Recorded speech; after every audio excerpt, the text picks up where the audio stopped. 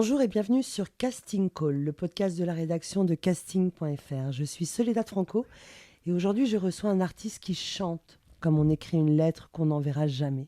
Il est né au Sénégal, d'un père libanais et d'une mère sénégalaise. Il a grandi entre deux continents, deux soleils. Un jour, son corps a dit stop. Un accident, une pause imposée. Mais parfois, quand le monde se tait, la musique commence. Et c'est ce qu'il a fait. Il a pris une guitare et il a commencé à écrire.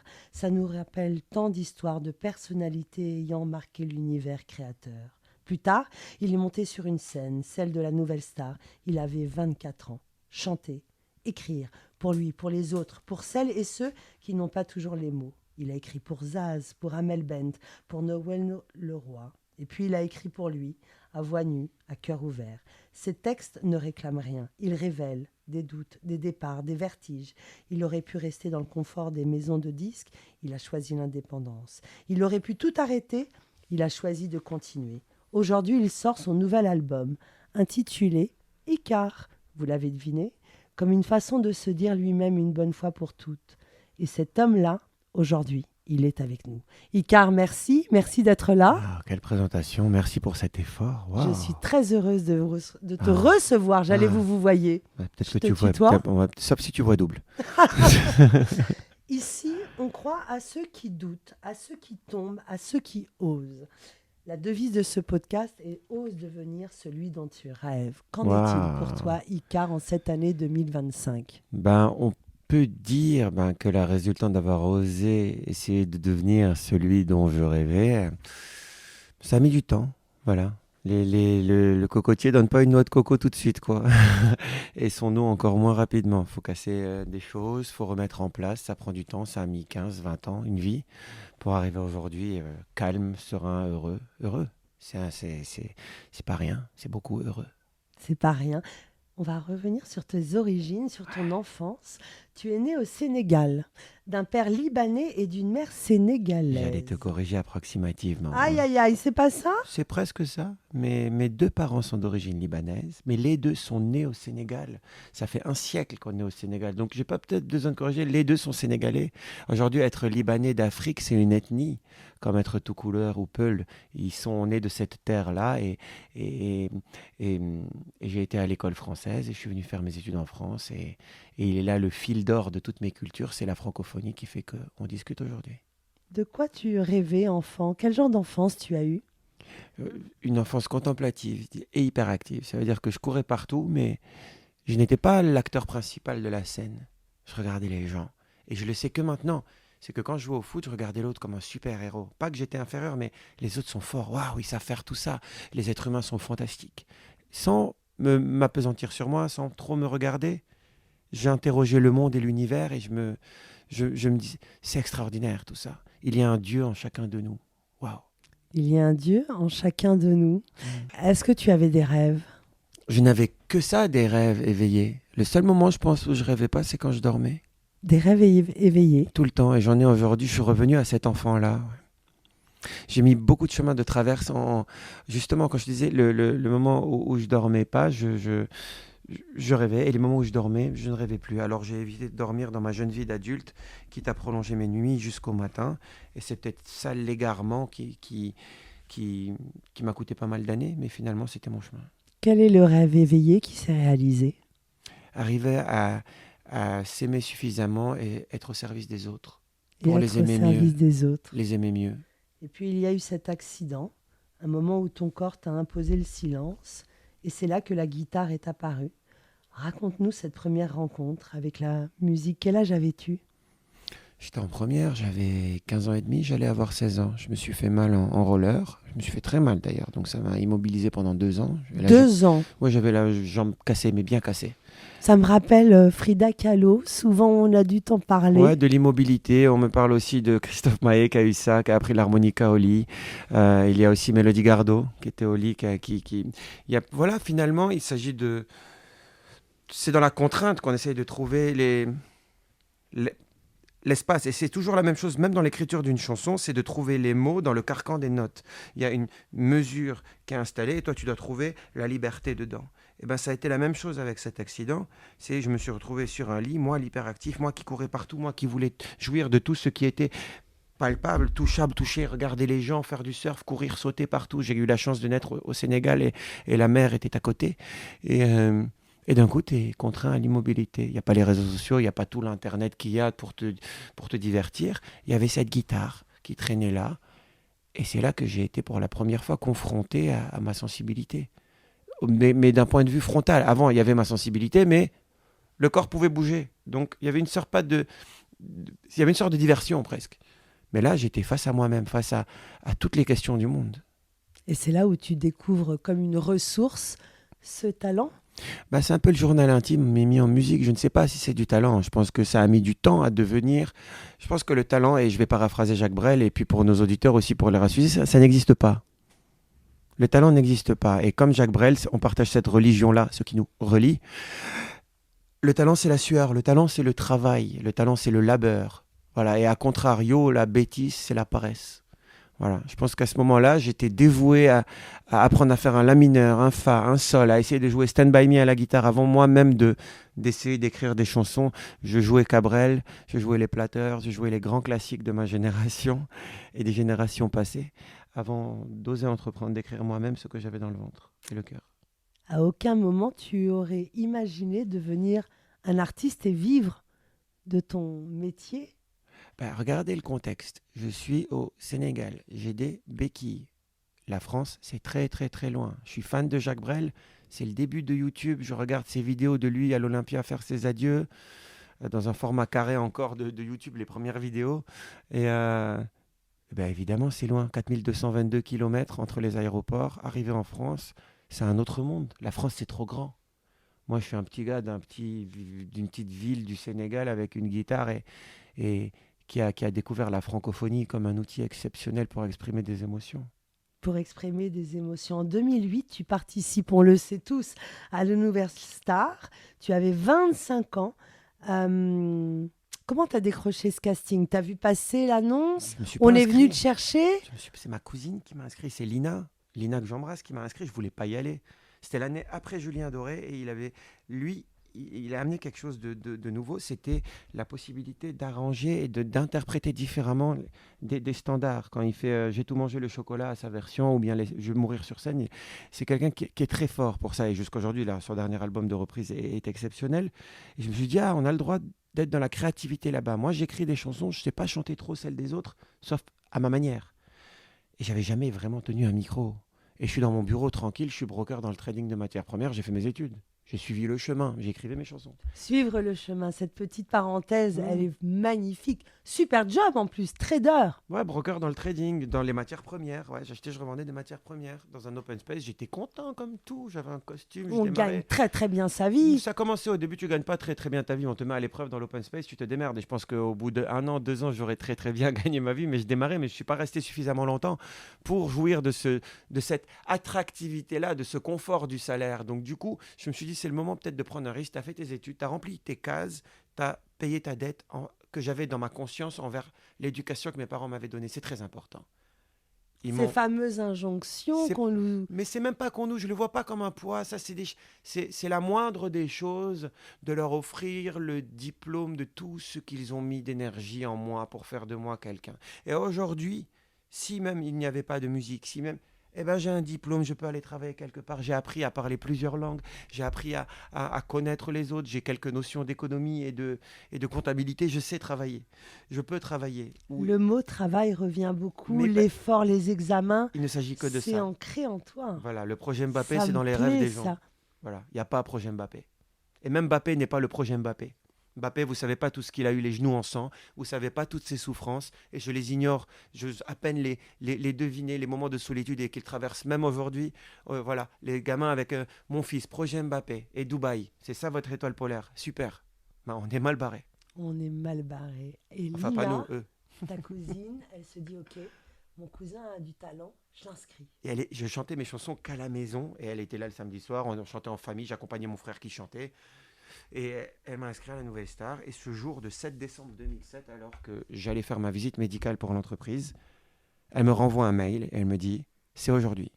Je t'ai inscrit au nom de Icar. » J'ai dit la bonne orthographe. Elle me dit oui.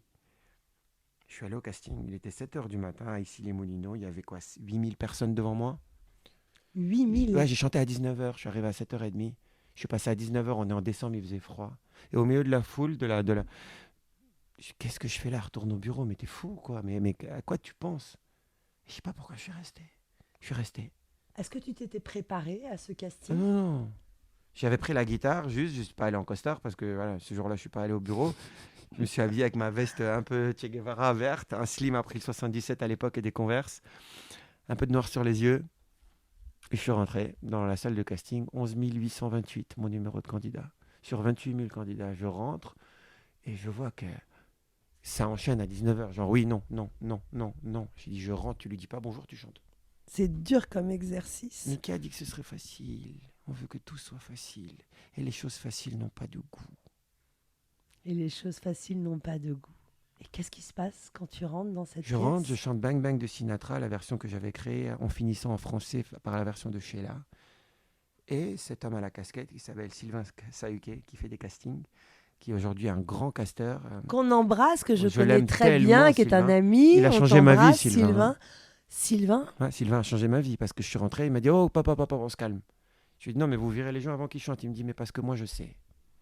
Je lui ai dit ok, je me reste calme, je reprends mon souffle. Ça fait 8 heures que je fais la queue. Et c'est quelqu'un de juste. Même s'il est dur, il est juste.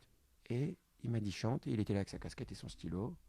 Il y avait le cadreur qui regardait pas, parce qu'il n'en pouvait plus, je comprends. Et derrière deux meufs qui étaient de la prod, qui me calculaient pas, qui mangeaient du chewing-gum et qui me regardaient pas.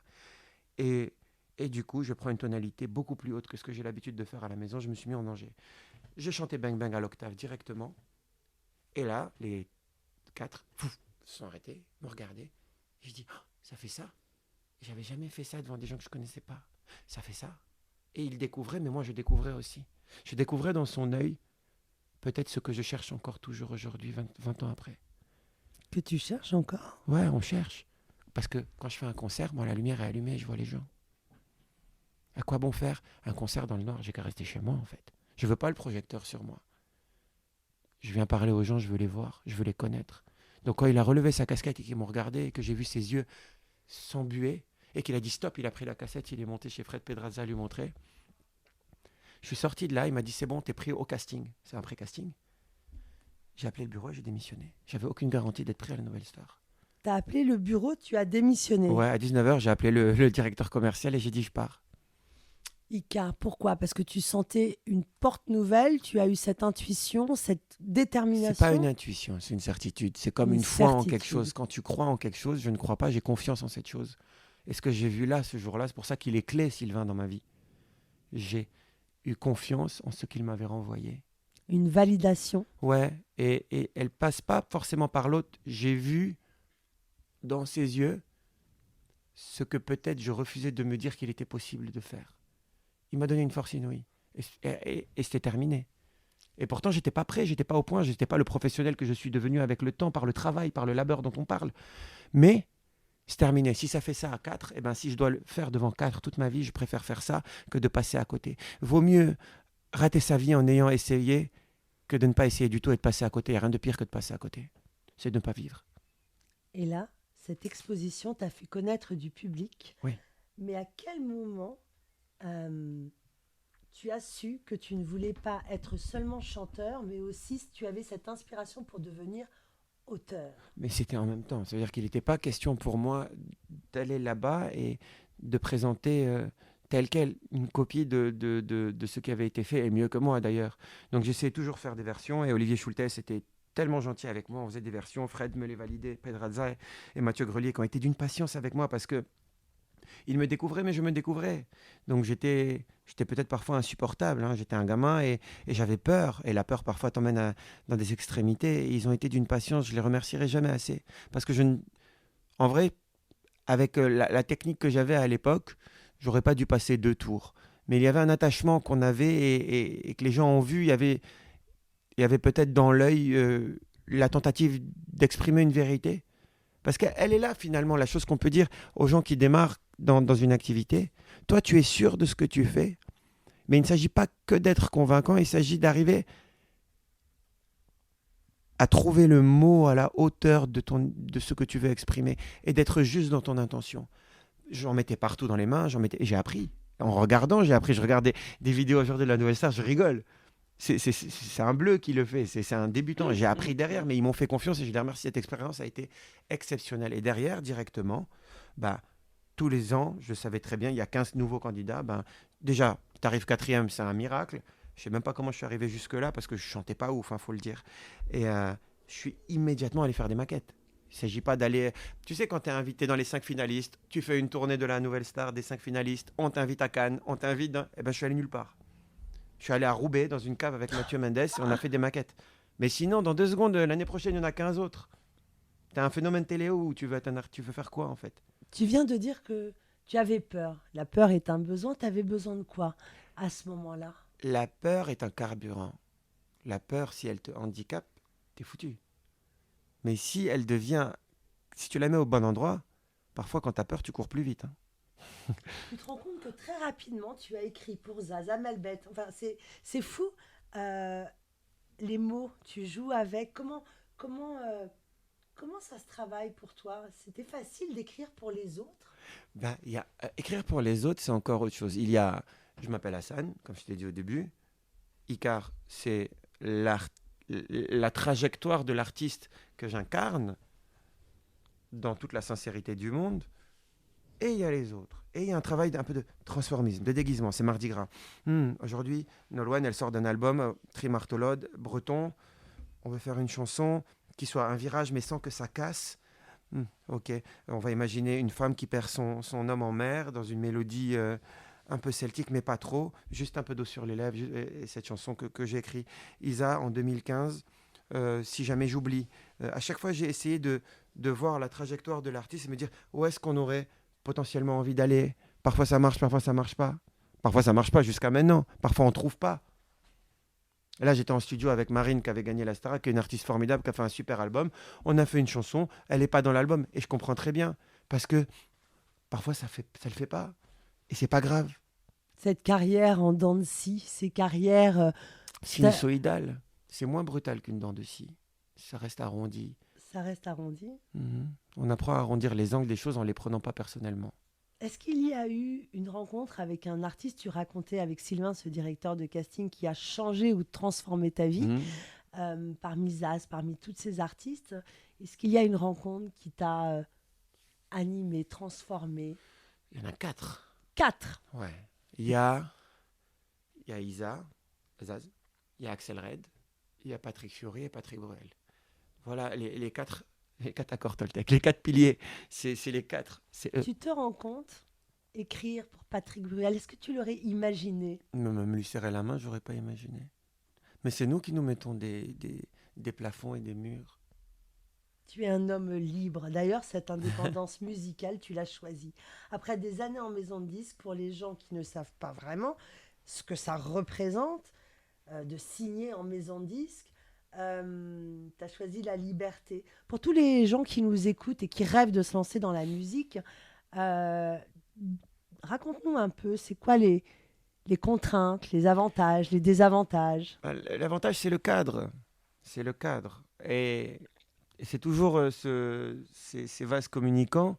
Et c'est comme dans une société, dans la société dans laquelle on évolue, est-ce qu'on veut plus de liberté ou plus de sécurité? Aujourd'hui, c'est ce qu'on regarde tous les jours dans les chaînes d'infos. Est-ce qu'on veut plus être libre au péril du danger ou est-ce qu'on veut plus de sécurité au détriment de la liberté? Mais je t'en prie. Aujourd'hui, je vais le dire clairement, il n'y a pas de règle. Aujourd'hui, il y a, comme quelqu'un qui préfère le cadre d'une école de commerce ou aller à l'université. À l'université, tu vas en cours si tu veux. Mais si tu n'y vas pas à la fin, tu es dans la mouise. Alors que dans une école de commerce, tu as un cadre, tu vas pas, on appelle tes parents. Eh ben, une maison de disque où la liberté d'être seul, c'est la même chose. Une maison de disque, il y a un cadre, il y a évidemment un accompagnement, mais cet accompagnement, il y a des contreparties et des compromis. Quand tu es libre, tu fais ce que tu veux, quand tu veux, mais il n'y a personne pour t'aider. Ça dépend de ce dont tu as besoin au moment où tu en as besoin. Moi, pendant les 8 années où j'étais dans ce label, c'était exceptionnel. Puis, à un moment donné, on ne s'entendait plus trop. On s'est séparés. Je me suis retrouvé seul pendant 3 ans avant de revenir dans un label, mais indépendant. Là, on est chez mon label, chez Playtoo. Ce sont des indépendants. Ils comprennent exactement. Après, je ne suis pas au même moment de ma carrière. et je n'ai pas les mêmes besoins. Je suis plus indépendant dans ce que j'apporte, mais eux, ils ont un accompagnement qui est exceptionnel pour moi. Et pendant ces 3 années, est-ce que tu as eu peur? J'ai pas eu peur, c'est que c'était pire que ça. J'ai cru que c'était foutu et que j'allais arrêter. Il n'y avait plus rien. Je traversais une espèce de, c'est même pas un désert, c'est un tunnel et je pensais que c'était un puits. Et Voilà. alors, qu'est-ce que tu as fait pendant ces 3 années? T'as sombré? Ouais, T'as trouvé les ressources? non. Et alors, Ah, j'ai sombré. Je suis allé au fond de la piscine, comme je disais à vos consoeurs euh, de France Info, pour voir s'il y avait un fond. Et j'ai touché le fond, comme ça je suis sûr qu'il y avait un fond, avant de revenir. Je suis allé dans des extrémités, que ce soit des excès, par milliers. Parce que cette liberté-là aussi peut être le chaos. Et il faut être extrêmement prudent avec ce qu'on appelle la liberté. Hein, ça peut des très vite excès de tout, de nuit, de ne pas dormir, de penser que c'est ça la vie d'artiste. Hein. Tu sais, c'est Gainsbourg, il faut boire, il faut fumer, il faut sortir, il faut vivre la nuit, n'importe quoi.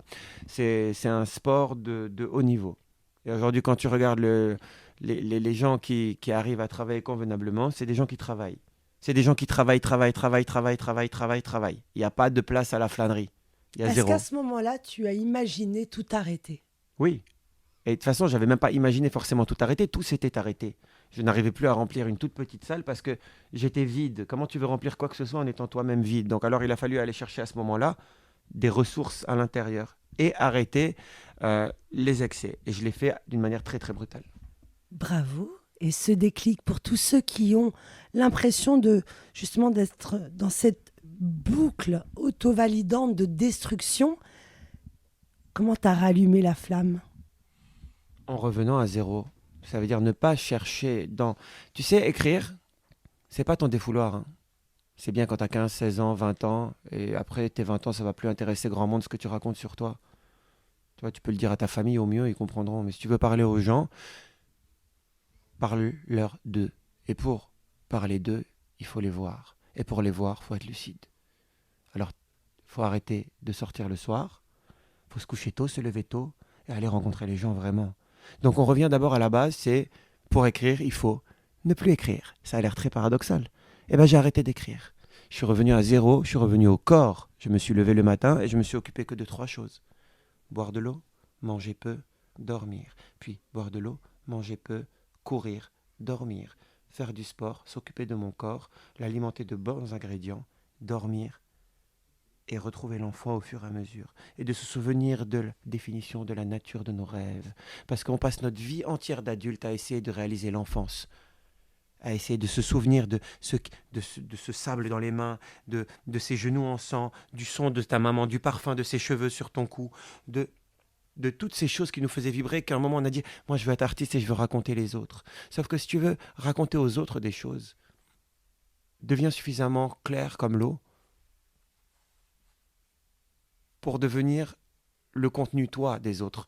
C'est pas à toi de te raconter toi, il faut aller à l'encontre des gens, de les regarder. Depuis tout à l'heure on parle, j'ai qu'une envie, c'est me taire, mais sauf que c'est mon interview, mais j'ai envie de t'écouter parler toi, parce que tu canalises dans tes mains, tu parles avec tes mains. Depuis tout à l'heure je regarde toutes tes manies, j'ai analysé à peu près tout ce qu'il y avait de toi, comme ta consoeur de tout à l'heure, jusqu'à son vernis qu'elle avait enlevé. Pourquoi elle l'a enlevé au dernier moment? Et elle m'a confié qu'elle a fait dans la voiture et qu'il en restait un peu. C'est les autres qui m'intéressent. C'est le métier le moins nombriliste du monde et on est là centré sur nous-mêmes à s'imaginer dans notre vingtaine retardée à 40 piges de penser qu'il s'agit de nous. Dans mon dernier album, je ne dis que très peu je. Il y a tu et on. Mon corps, ma carrière, c'est ce que j'entends. Tu m'as beaucoup parlé de travail, tu m'as parlé de ton enfance et tu m'as parlé de cette ressource. Ton nouvel album, le 6 juin, qui s'appelle Icar, tout simplement. Et c'est pas si simple, c'est toi. Et t'imagines, c'est le 8e. Normalement, c'est le premier album qui porte le nom de l'artiste, il se présente. Eh ben moi, j'ai attendu 8 albums pour être moi. Une tournée qui t'emmène partout en France jusqu'à l'Olympia en mars, où on sera tous. Avec plaisir. Qu'est-ce que ce disque dit de l'homme que tu es aujourd'hui? Humblement que la boucle est bouclée et que c'est peut-être mon dernier album. Ton dernier album, Oui. c'est quoi pour toi réussir sa vie alors? Réussir sa vie, c'est être parvenu à dire ce qu'on avait à dire, mais d'abord en ayant compris pourquoi on avait tant besoin de le dire. Icare, je ne peux pas entendre que c'est ton dernier album, mais en tout cas, celui qui sort le 6 juin, quelles sont les notes musicales? Parle-moi de l'univers musical. Il y a deux mondes. Et d'ailleurs, ils sont définis. C'est la première fois que je fais ça dans un disque. Il y a deux faces dans le disque. Il y a deux actes. Il y a 5 chansons. Acte 1, ciel. Acte 2, terre. Donc le premier est très spirituel. Le second est plus incarné. Parce qu'à quoi bon naître ici et avoir cette... À quoi bon être le ciel s'il n'y a pas de destination terre? Et à quoi bon une terre s'il n'y a pas un ciel au-dessus de sa tête? À quoi bon? À quoi bon tout ça? Donc, c'est un album qui aurait pu s'appeler Équilibre. C'est un album sur cet équilibre trouvé. Et comme, encore une fois, pourquoi je parle de dernier album, c'est que dans l'exercice de ce que j'ai à faire maintenant, je ne vois pas l'utilité de rajouter une seule chanson. J'en ai écrit une quarantaine pour n'en laisser que 10. Il ne s'agit pas d'en faire trop. Il est court l'album, hein, c'est 10 chansons. Mais ce sont les 10 chansons. Il n'y en a pas 12 pour que ça fasse genre un peu plus. Il ne s'agit pas de manger trop, il s'agit de prendre ce qu'il faut. Et il y a juste ce qu'il faut dedans. Et là, de ce que j'ai à dire, de ces 20 années d'expérience qui sont parties de l'agitation de la nouvelle star, à être centré aujourd'hui, je pense que la boucle est bouclée. Je suis passé par 1000 étapes. Mon album Adieu, je t'aime, j'aurais jamais dû y survivre. Il y a une chanson qui s'appelle Je vais dormir. Ça aurait dû être un album posthume, je suis très sincère, je ne voulais plus vivre. Et une fois que j'ai guéri de tout ça, et que j'ai fait ce petit livre aussi à côté qui s'appelle Tout le monde naît avec des ailes, pour encore indiquer comment se sortir d'une certaine forme de sensibilité mal comprise, parce qu'il ne s'agit que de ça, quelles que soient les addictions, quels que soient les malheurs qu'on pense s'infliger, il ne s'agit là que de l'enfant avec qui on n'arrive plus à parler. Aujourd'hui, je vais bien, je suis content, je me lève le matin, je fais mon sport, je viens, je raconte un peu les choses, je vais aller chanter en concert. Le mot heureux, on n'est pas loin. Je ne veux pas être un vieux chanteur, à être à 70 ans avec 28 albums et raconter la même chose, des chansons d'amour, je t'aime, tu ne m'aimes plus, on s'est remis ensemble, je m'en fous. Il ne s'agit pas d'être gourmand. C'est déjà un miracle que j'ai vécu. Donc quand je parle de dernier album, c'est d'exercice de créer une œuvre et de la donner. Ça fait 3 albums en 4 ans que je fais, j'ai pas arrêté ma tournée. Là, je suis en tournée, je repars samedi en tournée, ça s'arrête pas. Parce que j'ai cette nécessité-là d'aller dire aux gens qu'il est possible d'être heureux et qu'ils ont la force insoupçonnée de l'être. Ils ne se rendent pas compte à quel point ils sont forts, les gens. Parce qu'on passe leur vie à leur dire qu'ils ne le sont pas. Et bien moi, je fais le tour de France et des endroits où on parle notre langue pour leur dire qu'ils le sont. Et quand j'aurai terminé ce tour, jusqu'à preuve du contraire, je m'arrêterai. En préparant cette interview, j'ai beaucoup écouté, regardé. Est-ce que je me trompe, mais tu as un goût particulier pour l'esthétisme et le beau? Je vais répondre peut-être à côté de la plaque, mais qui n'aime pas le beau? Qui n'aime pas le beau? Ceux qui sont pas en mesure de l'exprimer sont des gens juste qui n'ont pas vu à quel point eux étaient beaux. Vous savez, je ne sais pas si j'aime le beau et l'esthétique, mais j'aime les gens qui ont le talent d'honorer l'existence. J'ai mis tellement de temps à honorer la vie, j'ai manqué de respect à la vie, tellement de temps. Quand je vois une dame dans le métro, j'adore prendre le métro. Je la vois, et cette femme, elle me frappe, elle est très bronzée, elle a le crâne rasé, elle a des lunettes à fort, avec un cadre épais bleu électrique, une veste qui va avec le cadre de ses lunettes, des chaussures blanches, un sac en bandoulière jaune pétard. Je dis waouh, elle a fait l'effort ce matin de venir m'éblouir comme un paon qui vient faire une parade. Elle est venue m'offrir ça. Bénie soit-elle. Bénie soit-elle d'avoir honoré l'existence ce matin. Elle a choisi ses vêtements sciemment pour qu'ils aillent ensemble. Bénis soient les gens qui honorent la vie tous les matins, quel que soit. Les gens ne décident pas de ne pas aimer le beau.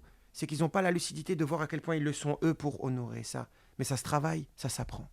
Quand tu repenses à l'enfant que tu étais, celui qui attendait sans peut-être le savoir la guitare pas loin, s'il t'écoutait aujourd'hui, qu'est-ce que tu lui dirais à cet enfant? Rien, parce que c'est lui qui vous parle.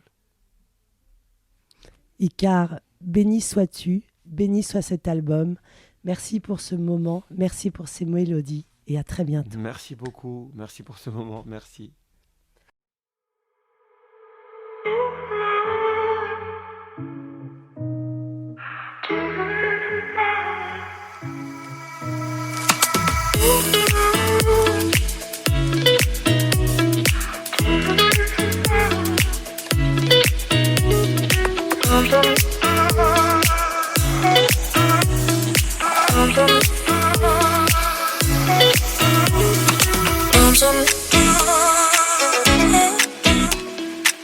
some